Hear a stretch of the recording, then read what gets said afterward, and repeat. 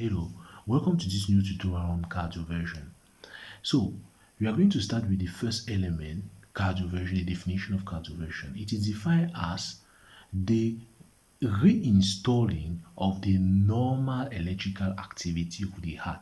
That's the definition of cardioversion. Reinstalling the normal electrical activity of the heart. Now, it can be divided into two. You have pharmacological cardioversion, and you have electrical cardioversion. Now, the first element is, when should I use a pharmacological cardioversion and electrical cardioversion? Now, in order for you to use an electrical cardioversion, which is also called defibrillation, you must have what is called a pulseless arrhythmia. Is it clear? You have what is called a pulseless arrhythmia. And now, what is a pulseless arrhythmia? Pulseless arrhythmia, you first have an arrhythmia, meaning that you have done an ECG and then you visualize an arrhythmia, particularly a tachyarrhythmia. We do cardioversions in tachyarrhythmias, meaning that the arrhythmia is associated with an increase in heart rate. Is it clear? So if you have an arrhythmia on ECG, that is a tachyarrhythmia with tachycardia, and you take the pulse of the patient, he is pulseless.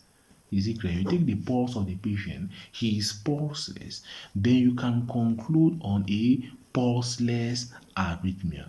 When you have a pulseless arrhythmia, you can now go up to do defibrillation and electrical cardioversion. Now, in the other way around, if you just have a patient that has a pulseful arrhythmia, it means that particularly this arrhythmia is a tachyarrhythmia on ECG. On ECG, you have a tachyarrhythmia. Is it clear? If you have a tachyarrhythmia on ECG and then the patient has is pulseful, then you can go now to pharmacological cardioversion. Now, pharmacological cardioversion, we use antiarrhythmic drugs. Is it clear? Antiarrhythmic drugs. Now, the antiarrhythmic drug, there are different classes of antiarrhythmics. We have class 1 antiarrhythmic to class 4 antiarrhythmic drugs. Class 1 antiarrhythmic, class 2 antiarrhythmics, class 3 antiarrhythmics. We have class 4 antiarrhythmics, and we have other antiarrhythmics, others. Okay, so under the class 1 antiarrhythmics, you need to know that they are sodium ion channel blockers. Is it clear? They are sodium ion channel blockers for the class 1 antiarrhythmic. For the class 2 antiarrhythmics, you need to know that they are beta blockers. Is it clear? Generally. For the class 3 antiarrhythmics, they are potassium ion channel blockers. Is it clear? And then for the calcium class 4 antiarrhythmia, they are the calcium ion channel blockers. And they are not just the same calcium ion channel blocker that you regularly use. They are the non-dihydropyrimidines. Is it clear? So they are the non-dihydropyrimidines calcium ion channel blockers. Is it clear? Now, this class 1 is divided into 3. We have A, B, C. Is it clear? So let's take example of class 1. In example of class 1, you have lidocaine. So lidocaine is a class 1 antiarrhythmic. That is why you have to know that an antiarrhythmic can result to an arrhythmia in a case where you have a patient that has a normal rhythm of the heart. If you have a patient that has a normal rhythm of the heart and then you give an antiarrhythmic, it's going to instead result to an arrhythmia. Is it clear? And similarly, if you have a patient that has antiarrhythmia, has an arrhythmia, and then you give an antiarrhythmic, it's also going to give back the normal rhythm. So you have to know that it moves vice versa in both directions. So lidocaine is an example of antiarrhythmic here. Is it clear? So that is one example of antiarrhythmics. We have procrinine, another example of antiarrhythmic. But we need to know that the major drug that is used in the class 1 antiarrhythmic is the flecainide. Is it clear? So the flecainide is a major drug there is used here. We have lidocaine, we have proquinine, we have flecainide. But now what you have to be afraid is lidocaine. You have to know that lidocaine is also going to be used as an anesthetic drug. Is it clear? As this anesthetic drug, that is why you have to always prevent blood and lidocaine from entering into blood, and you have always to pull the blood, the blood before pushing the lidocaine. Is it clear? Because if lidocaine directly enter into circulation, it can result to an arrhythmia because it has this anti-arrhythmic property. Is it clear? The next one is beta blocker. For beta blocker, we have bisoprolol. We have bisoprolol and we have carvedilol, which can be used as antiarrhythmics. Is it clear? Even mesoprolol. Now the next one for potassium channel blockers, we have amiodarone. Amiodarone, and as an example of potassium channel blocker, though this potassium channel blocker also has some sodium channel blocker characteristics. Is it clear? But the potassium channel blocker characteristic is going to be more in case of amiodarone. Is it clear? Now, example of class 4 antiarrhythmic drug, we have now what is called verapamil. Is it clear? Verapamil. So verapamil is a non-dihydropyrimidine calcium channel blockers, while the other are dihydropyrimidine calcium channel blockers, and those others are nicardipine, you have nicardipine, you have nifedipine. Is it clear? So those are the others. Now, in the case of other classes of antiarrhythmic drugs, you have things like calcium ion channels, calcium gluconate.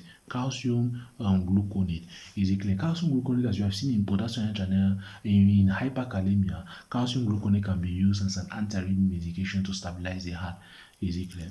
Now, the next one, you have also even sodium bicarbonate. Similarly, sodium bicarbonate can be also used as a calcium, as a stabilizing medication in the cases of the heart. Is it clear? When you have hyperkalemia. Another drug, we have digoxin. Digoxin can be used as an antiarrhythmic in certain cases.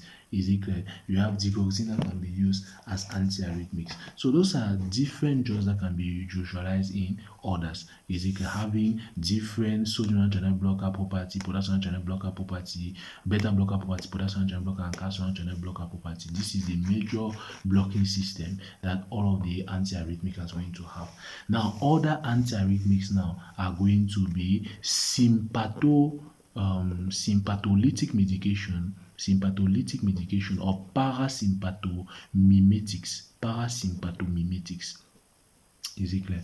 Now we need to know that what do I mean by sympatholytic medication? Sympatholytic medication are medication that antagonizes with the sympathetic nervous system, while the parasympathomimetics are medication that are agonists to the parasympathetic nervous system.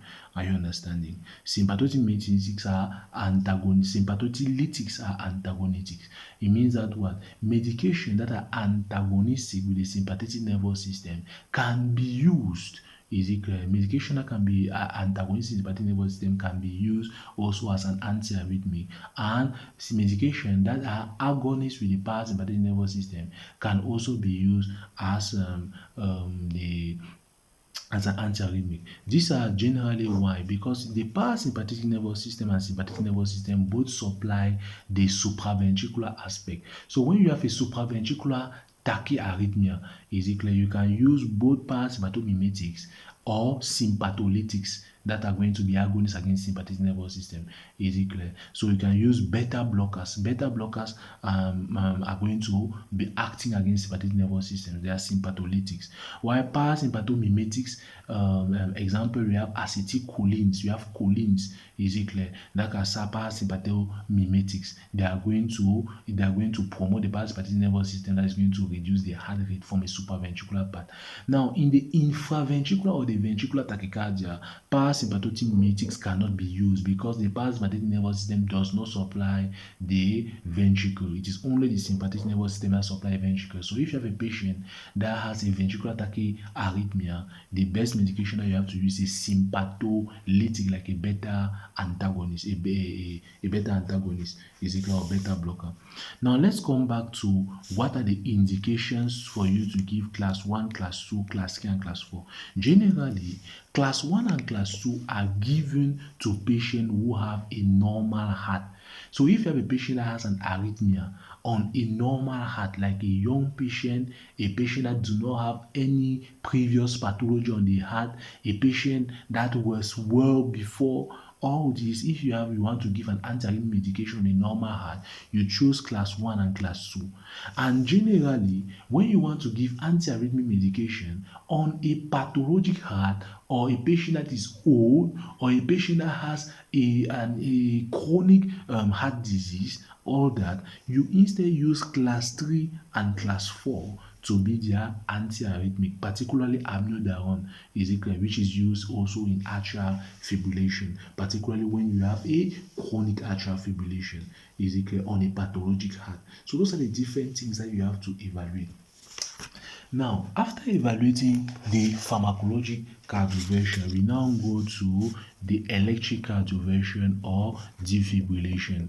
Cardioversion or defibrillation. For electric cardioversion, what you have to know is that you use a defibrillator. Is it clear? In the defibrillator, what you are going to do is that generally at the beginning, when you are doing defibrillation, you start with a 15 joules.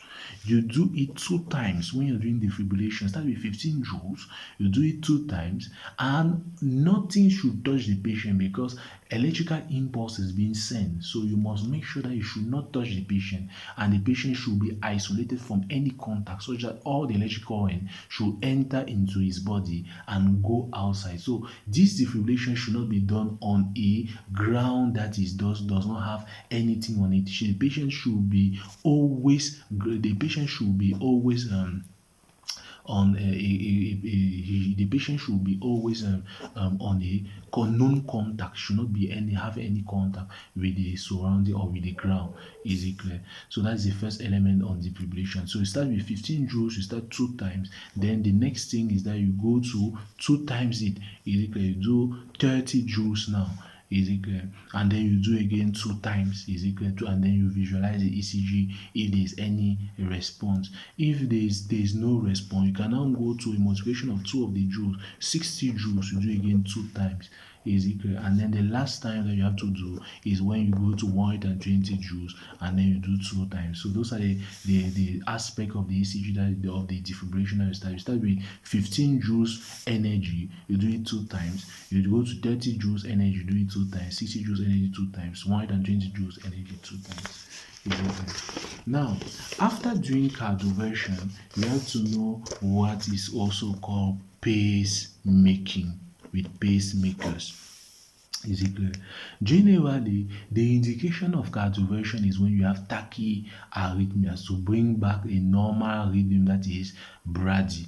Is it clear? But now, in a patient that has a bradyarrhythmia with conductive heart diseases, is it clear? Like in a 6 sinus syndrome, or in the heart blocks, or in the bundle branch blocks, or in those Brugada syndromes, is it clear? So when you have conductive disorders, you instead use pacemakers. Is it clear? Now, pacemakers, you have different pacemakers. You have superficial pacemakers. Is it clear? In superficial pacemakers, so based on the location of the superficial, we have superficial pacemaker, and we have also implanted pacemakers. Is it clear? So those are the different pacemakers. You have superficial pacemaker that can be placed on the skin of the patient, and you have implanted pacemaker that have been after surgery. Is it clear? Those are different pacemakers based on the location. Based on location in surgery. Now, the next thing is, where are the pacemaker types based on the electrode locations. Is it clear? Electrode location. Now, based on the electrode locations, you need to know that what pacemakers can be the one electrode, the negative electrode, can be placed at the level of the sinoatrial node to the ventricles. Is it clear? That is one pacemaking location of the electrode. Another pacemaking location of the electrode can be placed from the AV node, to the ventricles. Is it clear? Another pacemaking location can be intraventricular. Is it clear? It is based on the pathology that you have in front of you. Generally, in the case of a sick sinus syndrome, the electrode are going to be placed. Since the sinus is the one that is pathologic, the electrode is placed at the level of the sinoatrial node, and then the one electrode is placed at the level of the sinoatrial, and the other is placed at the level of the ventricle. Is it clear? Now, in the case of a heart block, since the AV node are pathologic, one electrode is placed at the level of the AV node and the other one is placed at the level of the ventricle. Now, in the case of bundle branch blocks, is it clear? Since the bundle branch and block are the pathologic ones, or the bundle of these are the pathologic ones, the electrodes are both placed intraventricularly. Is it clear? In the normal fashions of the electric conduction. Is it clear? So those are the different aspects that you have to visualize on cardioversion and pacemaking. So from here we say thanks for your kind attention, and please don't forget to like and subscribe for our channel, Science Video Makers and SchrDbb. Thank you.